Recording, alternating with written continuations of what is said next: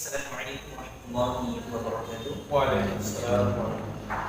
Alhamdulillah, salatu wassalamu ala Rasulillah wa ala alihi wa ala sahbihi ar-rahman ar-rahim. Sallallahu Muhammad wa rasulullah wa rasulullah. Qala Allah ta'ala fi Qur'an al-Karim, a'udzu billahi minasy syaithanir rajim. Bismillahirrahmanirrahim. Ya ayyuhalladzina amanu taqullaha haqqa tuqatih wa la tamutunna illa wa antum muslimun. Wa qala aidan man yuridillahu wal hadis man yuridillahu bi khairan yufaqihu. Halo teman-teman sekalian, apa kabarnya?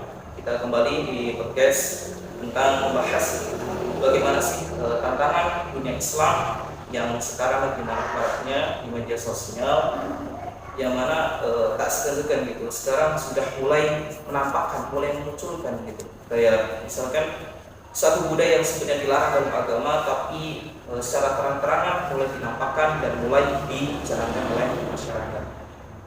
Sebelumnya perkenalkan saya Haikal Al-Fikri, dan nanti ada rekan saya juga podcast di tempat lain dengan pembicara yang lain, yakni Basinda Sofyan Hatim. Kami dari Fakultas Sumtin Adab dan Humaniora, Fakultas Ilmu Al-Quran dan Tafsir, Universitas Islam Negeri Salatiga. Dan insya Allah pada kesempatan kali ini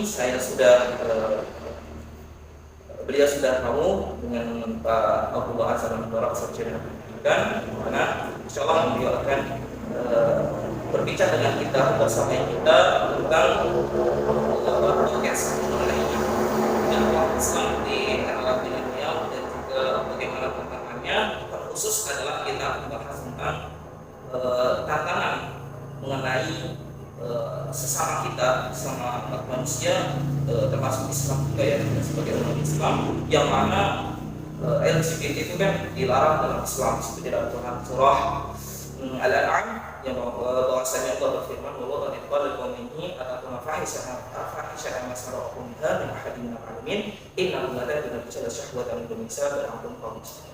Oke, langsung saja tanpa berpikir panjang kita mulai podcast ini dengan kita sambut dulu Assalamualaikum Mbak. Waalaikumsalam warahmatullahi wabarakatuh. Gimana kabarnya?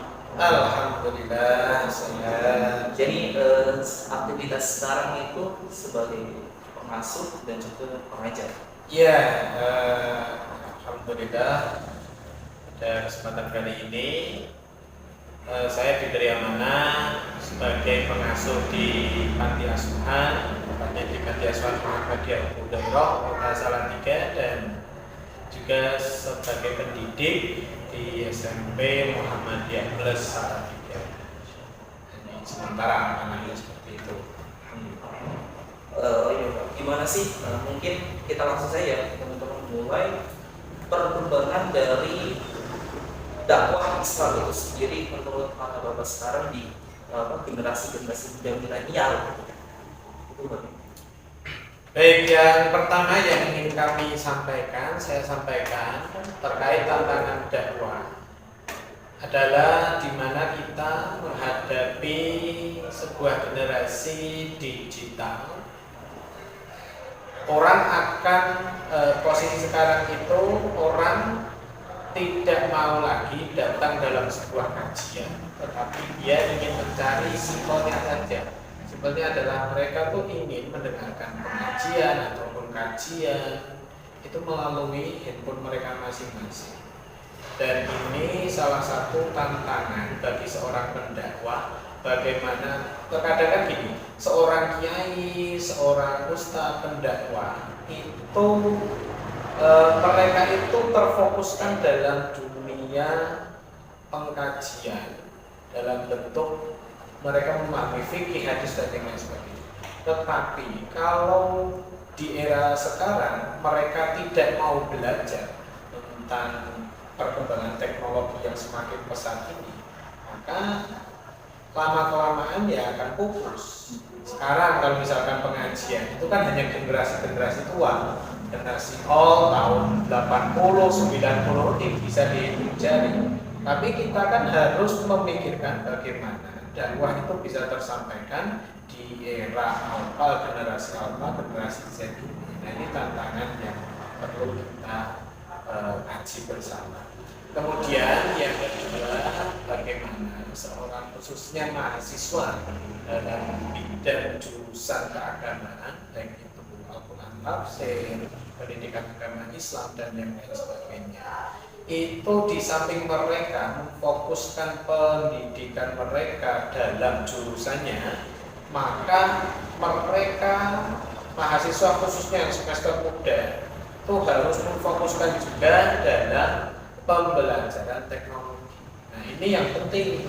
Kenapa? Karena kan yang akan menggantikan kami ini selaku pendakwah itu kan adalah generasi di samping dia paham terhadap agamanya, tapi juga mengikuti perkembangan zaman terkhusus teknologi.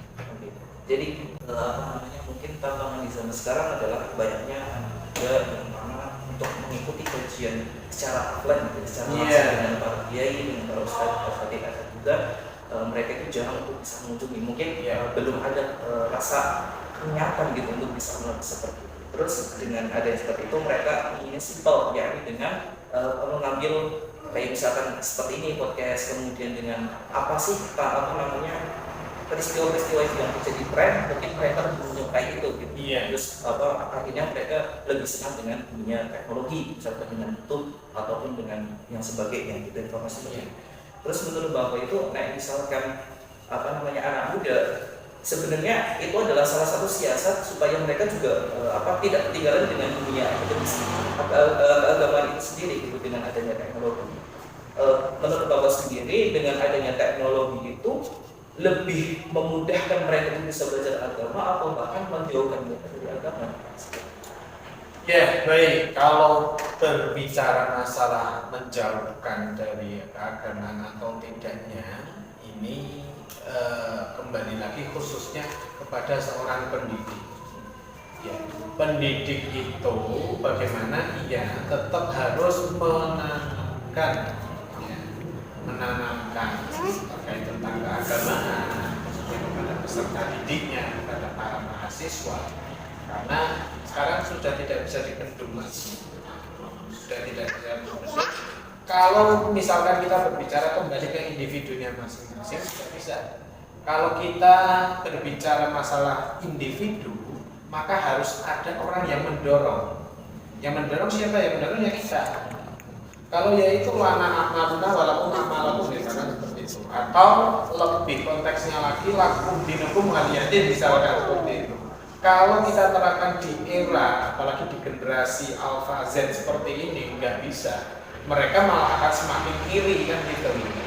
Kayak tantangannya kita, di samping mereka asyik dengan dunia mereka, entah itu yang gamers, YouTubers dan lain sebagainya, tapi kita juga harus menyelipkan banyak terus memberikan nasihat kepada mereka. Kalau kita masalahnya itu sekarang anak itu yang kita hadapi ini adalah generasi yang maunya simple. Maka kita juga harus menyampaikan yang simple. Misalkan, boleh nggak Pak? Misalkan menikah berbeda agama, misalkan seperti itu. Atau mohon maaf lebih intensnya lagi, boleh nggak Pak? Kita itu menyukai lawan jenis. Mereka kalau misalkan kita banyak teori dalam penyampaiannya, itu mereka tidak akan pernah mampu untuk menangkap. Maka simple banget, tidak boleh. Kenapa? Harus gini, harus dilihat dari segi kesehatan. Kalau dalil tentu mengharapkan gitu. Oke, tadi sudah dijelaskan tentang dakwah di era milenial sebenarnya lebih berfokus ke pemanfaatan teknologi gitu ya, pemanfaatan teknologi. Ada satu pepatah yang mengatakan bahwasanya teknologi itu tentang bagaimana kita bisa mewarnai teknologi atau justru kita yang akan terwarnai oleh teknologi seperti itu. Jadi yang terpenting adalah kita mampu untuk bisa mewarnai teknologi. Jangan sampai kita yang malah terbawa oleh teknologi dengan hal-hal yang negatif seperti itu. Oke teman-teman, tadi sudah dijelaskan tentang dakwah dan sekarang insya Allah tadi sudah disinggung sedikit tentang lawan dengan sama jenis gitu. LGBT, sama jenis LGBT itu sendiri gitu. Ini adalah permasalahan yang mungkin kalau dibilang sudah lama diperbicarakan, sudah lama gitu. Bahkan sebelum apa ya namanya, ada seorang tokoh ulama juga menyatakan bahwasannya boleh berhubungan seksual tanpa perantara pernikahan asalkan keduanya suka sama-sama. Itu kan suatu hal yang sebenarnya melenceng juga gitu. Dan tapi sekarang kita akan bahas tentang LGBT gitu, yang mana ini adalah suatu kaum yang suatu permasalahan gitu, suatu permasalahan dari kaum sebelumnya, yakni kaum Nabi Lot alaihissalam, yang mana mereka menyukai sama jenis. Sebenarnya kita diciptakan sebagai kodrat manusia adalah harus menikah dengan yang berbeda jenis supaya memperbanyak keturunan dan sebagainya, tapi malah menyelewengkan hal itu. Tentunya ini berbeda dengan peraturan dari agama itu sendiri. Dan Pak mau tanya tentang LGBT itu sendiri, itu sebenarnya menurut pandangan Bapak itu sendiri seperti apa? Ya, yang pertama kalau pandangan dari Islam tentu itu adalah hal buruk dan diharamkan mengenai sesama jenis. Namun kita juga yang kedua tantangan dalam kita memberikan edukasi khususnya orang-orang yang telah terkena penyakit tersebut. Nah, ini dakwahnya itu bukan lagi kalau misalnya gini, orang yang sudah menyukai lawan jenis nasihati itu tidak bisa. Maka yang harus kita lakukan adalah pendekatan bagaimana kita harus bisa memasuki pikiran mereka. Apa sih sebenarnya yang orang-orang yang memiliki keyakinan dari LGBT pikirkan? Apakah ketika mereka misalkan seperti laki-laki yang suka laki-laki, ketika mereka sholat berjamaah, kakinya saling merapat, apakah deg-degan dan lain-lain, itu kita kan harus paham apa sih yang membuat mereka seperti ini. Saya pernah menjumpai yang pertama itu ada beberapa anak ini itu dia tidak suka dengan lawan jenis. Ketika ada seorang laki-laki badeng, dia pasti histeris. Lalu ketika saya mencoba menelusuri, ternyata yang pertama orang tuanya pun ternyata LGBT. Ini yang miris yang pertama. Padahal dia disekolahkan dalam ranah lingkup pendidikan agama. Ternyata anak itu terbentuk karena pertama lingkungan keluarga, kemudian yang kedua teman bermainnya. Kalau teman bermainnya dia seorang laki-laki, seringnya bermain dengan perempuan, maka karakternya akan terbentuk perempuan dan kodratnya juga akan berubah. Nah, itu permasalahan. Bagaimana solusinya? Solusinya kemarin ada kita bekerja sama dengan lembaga, pada waktu itu kita bekerja sama dengan Universitas di UIN Salatiga. Itu kita mencoba untuk pendekatan secara agama.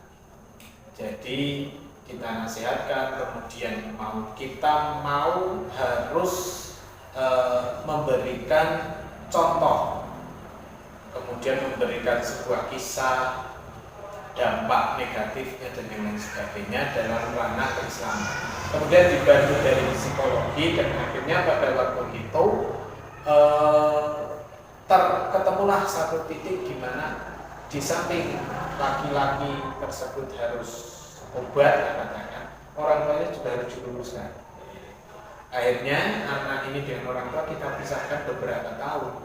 Sampai anak ini sekarang menjadi atlet. Kemarin itu saya dikabari baru juara Popda tingkat kabupaten, Popda karate. Nah, jadi kan sudah mulai terdahulu. Nah, itu kita jawabkan. Jadi ya Rasulullah itu mencontohkannya kan dengan berhijrah. Kalau lingkungan itu sudah tidak bisa, lingkungannya sudah kacau kan, makanya harus berhijrah. Kalau tidak mau berhijrah ya kita paksa dengan izin ya ataupun dengan hukum yang ada, supaya kita melangkahi haknya orang tersebut. Jadi memang dari lingkungan sebetulnya pertanyaan sendiri juga terutama sekarang itu kan ya di media contohnya bagaimana mereka mengidolakan K-pop dan yang sebagainya. wah itu sudah luar biasa. Ya, yang diidolakan mohon maaf, laki-laki yang tidak bersunat tapi padahal kita itu sudah diajarkan lahir ada yang masuk di sunat, laki-laki yang adalah sholat. Tapi setelah dewasa mereka mengidolakan perempuan yang membuka aurat, laki-laki yang seolah-olah mereka ganteng dan sebagainya. Padahal ya semua orang itu. Ya. Jadi apa untuk mahasiswa UIN ya, jadi sudah disebutkan ada guru tasbih itu sendiri, apalagi sekarang ada jurusan psikologi gitu kan, ada guru dan ada jurusan psikologi sangat membantu kita gitu, maksudnya bagaimana sih menanggapi fenomena-fenomena di zaman sekarang. Ya, karena mohon maaf sekarang nambahin, kalau kita menjumpai anak dan orang tersebut yang laki-laki terlihat level dan sebagainya, kalau sering kita pancing misalkan dengan kita juga bersifat layaknya sifatnya mereka, maka mereka akan semakin terpancing, semakin terbangun lagi seolah-olah bahwa saya tuh bersikap seperti ini tidak salah kan. Nah, maka yang harus kita lakukan adalah kita tegas, mana kamu Jadi kan sebenarnya permasalahan dari bagaimana sih dengan orang yang LGBT itu kan saya pernah mendengar, apakah kita harus menjauhi atau justru kita memberikan satu jalannya gitu. Kalau dari segi misalkan masalah perasaan tentu kita harus menjauhi.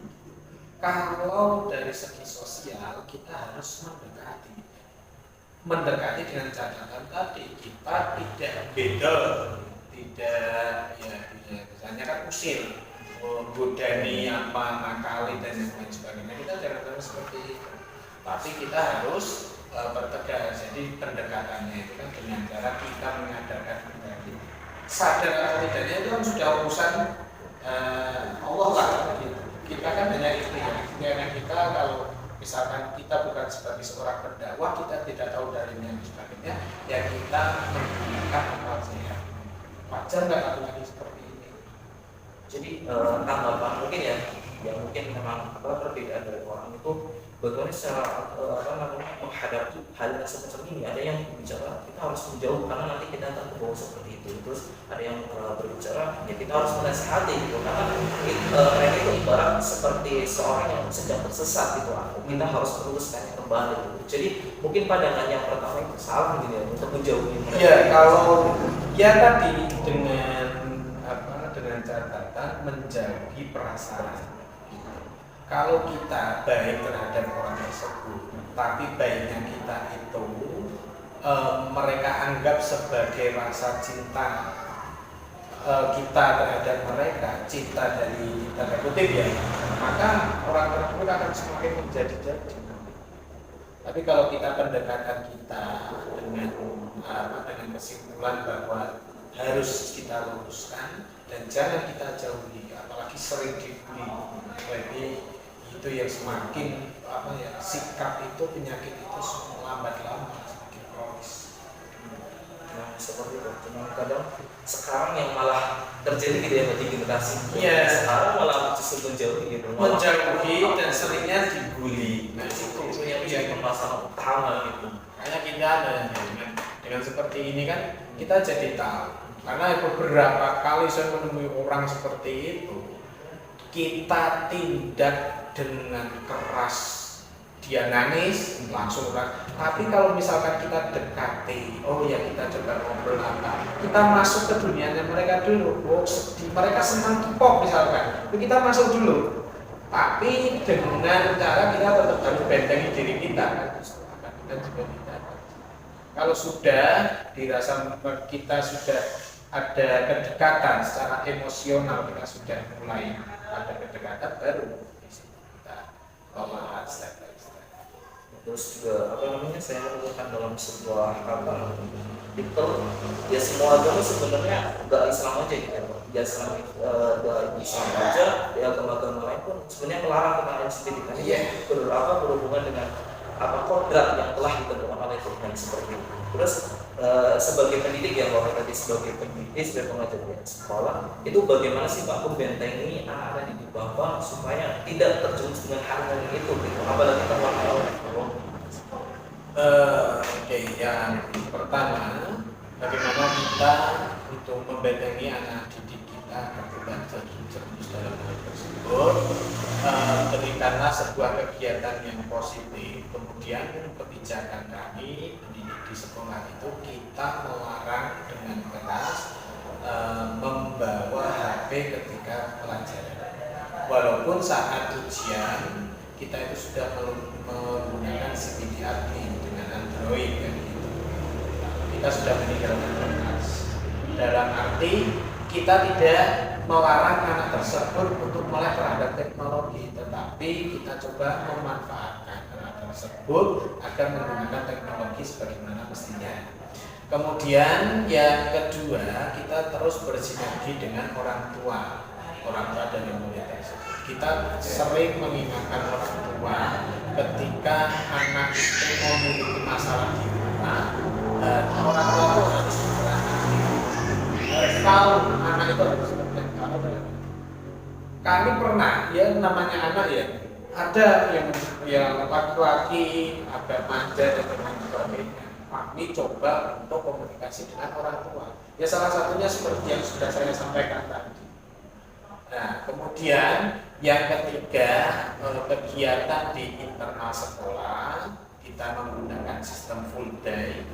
Itu terus kurang lebihnya pagi kita sudah mengawali dengan tadarus, tahfidz, pembiasaan sholat duha, kemudian ada program puasa Senin dan Kamis, lalu sholat berjamaah, zuhur dan asar, sebelum pulang dan yang lain sebagainya. Intinya orang tua itu, kita sebagai orang tua kedua peserta didik itu, ini tanggung jawab kami ketika di sekolah, maka kita didik secara religiusnya kita tingkatkan. Ketika anak tersebut setelah kita kembalikan kepada orang tua, baik itu saat waktu pulang atau nanti saat kelulusan, maka kita hanya memberi pesan kepada orang tua bahwa hal seperti ini yang sudah kita tanamkan tolong diteruskan. Dan cara kami seperti ini. Meski dipakai mungkin soal terakhir dalam hadis ini, ya, hal yang paling menjadi permasalahan dari LGBT adalah terkait dengan LGBT dengan hak asasi manusia. Yeah. Itu yang paling itu. Karena kita harus memberikan, kan ada hak asasi manusia, memberikan kebebasan yang luar bagi setiap warga negara, semua yang diberikan. Tapi kenapa LGBT dilarang? Ada yang tidak seperti itu. Itu bagaimana? Oke, kalau kita berbicara hak asasi manusia, pertama, Islam itu kan memberikan kebebasan sebebas-bebasnya. Namun dalam segi khususnya dalam ranah seksual, Islam mengatur agar apa? Agar generasi yang dilahirkan nanti jadi generasi yang bermanfaat. Kemudian kalau misalkan LGBT itu tidak diberikan hak karena kemerdekaan. Sekarang kan gender itu kan hanya ada dua, laki-laki dan perempuan. Lalu kemudian atau misalkan karena perkembangan teknologi, oh ya nanti kan bisa lah suka sesama jenis nanti memprodukkan bayi tabung dan yang lain sebagainya. Iya, bayi tabung dan yang lain sebagainya, tapi kan membutuhkan ada sperma, ada juga ada sel telur yang harus digabungkan. Sel telur itu dari mana lagi? Kan gitu. Kita dapat dari perempuan. Semuanya itu kan masalah segi seksual, segi intim, keintiman, hal di dalam rancang Islam itu juga sudah diatur sedemikian rupa. Maka kalau kita berbicara terkait hal yang harus diberikan kepada orang-orang penganut ataupun orang-orang yang memiliki penyakit LGBT ini, maka itu salah kalau saya. HAM ini kan terkait misalkan hak hias, contohnya sebagai seorang perempuan harus mendapatkan emansipasi wanita, misalkan seperti itu. Laki-laki harus memiliki kewenangan bagaimana ia menjadi seorang kepala rumah tangga yang diakui oleh istri dan anak-anaknya, kan seperti itu kan HAM kalau kita berbicara masalah keintiman keluarga gitu. Tapi kalau masalah keintiman, khususnya penyakit ini bukan lagi. Ini namanya penyelenggaraan yang harus segera kita luruskan. Sebenarnya menarik ya tentang emisi. Ini sebenarnya masih banyak sekali pertanyaan, cuma karena waktunya dan juga ini Pak, ini dari gitu. Jadi mau terakhir tapi kita break sebentar. Saya mau tanya gini Pak, sekarang itu kan ada yang namanya psikolog transgender gitu. Apakah mungkin pendekatan itu harus sama dengan pendekatan aja? Baik, pendekatan terkait pesantren transgender itu kan dulu ketika saya masih mondok tahun berapa ya, kurang lebihnya tahun 2004 masih mondok di Jogja itu inisiatif pondok pesantren tersebut itu sudah dicanangkan memang di daerah-daerah zamannya Habibie pada waktu itu, karena maraknya orang-orang yang terdampak krisis ekonomi, mereka mencari simpelnya dalam mendapatkan uang yaitu dengan beralih jenis kelamin seperti itu, ataupun seorang lelaki menjadi waria. Nah, kemudian dari fenomena itu akhirnya ada beberapa inisiatif dari orang yang peduli akan mengembalikan fenomena tersebut, kan dibentuklah sebuah komunitas yang bernama waria itu. Nah, waria ini bukan berarti kan kita peduli waria kemudian kita kasih hamnya, karena dia sudah jadi perempuan kasih enggak. Tapi ya itu tadi kita ajak untuk kembali.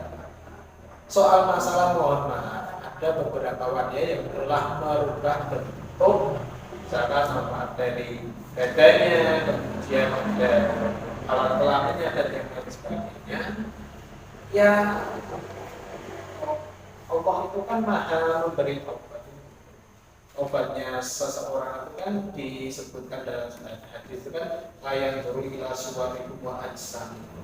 Allah itu kan tidak melihat rupa maupun kalau misalkan di sebelum orang tersebut melakukan taubat, sebelum mendapatkan hidayah, ya seorang waria, terus bagaimana? Kalau ada dananya ya dikembalikan, tapi kalau tidak mungkin untuk dikembalikan ya sudah dinikmati sampai akhir hayatnya. Nah, nanti akhir hayatnya nanti masalah memandikan, mengumpulkan itu ya dengan kembali lagi ke jenis kelamin awalnya.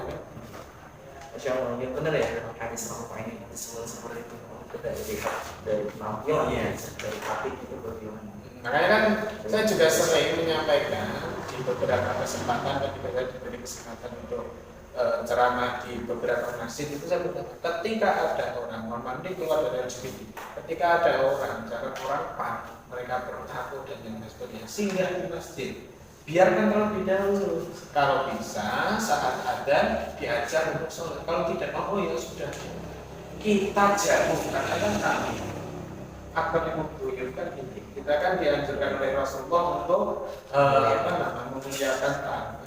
Kalau kita muliakan kita kasih makan. Insya Allah dengan kelembutan hati yang seperti ini orang itu mudah. Selain mau dia bertato mau apa melaksanakan ada yang mengatakan orang yang bertato itu tidak sah sholatnya dan sebagainya, masalah sah dan tidaknya kan ya biar Allah. Yang penting kan kita mencoba untuk menyempurnakan sholat dan yang sebagainya. Alhamdulillah, insyaallah dari jawabannya sudah terjawab semuanya. Mana kesimpulan yang dapat kita ambil sebenarnya dengan adanya perkembangan teknologi ini bukan semakin kita itu menjauhkan diri kita dari agama. Iya. Tapi dengan teknologi ini sebenarnya ada juga pengaruh kita untuk bisa menyebarluaskan dakwah dan agama Islam itu sendiri gitu. Karena zaman yang zaman yang ada pada Rasulullah itu kan nggak bisa disamakan dengan zaman sekarang. Dengan adanya perkembangan teknologi itu dan Rasulullah itu memberitakan kepada kita supaya jangan sampai umat Islam tergilas oleh zaman gitu. Maksudnya jangan sampai ketertinggalan dan zaman dan sebagainya, karena sejatinya agama itu adalah untuk membentengi diri kita gitu kan dari pengaruh-pengaruh seperti itu. Tapi dengan teknologi yang ada bukan semata-mata membid'ahkan segala sesuatu. Misalkan saja dengan handphone, sebenarnya handphone itu diaplikasikan seperti pisau, gitu, sebuah pisau yang mampu membunuh kita, membunuh semua orang seperti itu. Jadi jangan asal diberikan sesuatu. Sebelum sini adalah bahwasanya dengan adanya LGBT, transgender dan sebagainya, jangan malah kita menjauhi mereka atau jangan malah kita membuli dan mencaci mereka, tapi berikanlah sebuah nasihat yang mampu meluruskan diri mereka. Kita rangkul dengan perlahan.